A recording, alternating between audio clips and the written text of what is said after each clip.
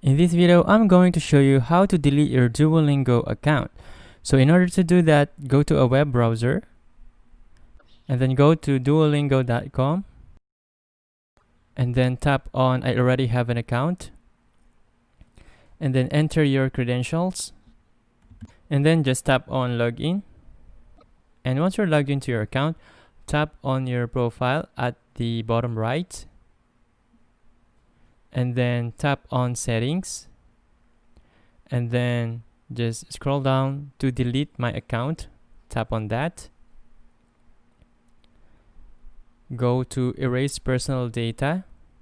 Tap on the red button. And now they have sent an email to your registered email address. Let's go to that. And now I have opened Duolingo's email, and you just have to scroll down and then pay attention to delete my data link, which is usually the first link, and then tap that. And now your account is scheduled for deletion. And that is how you delete your Duolingo account. If this video helped you out, please consider leaving a like and let me know in the comments if you have any questions. Have a good day.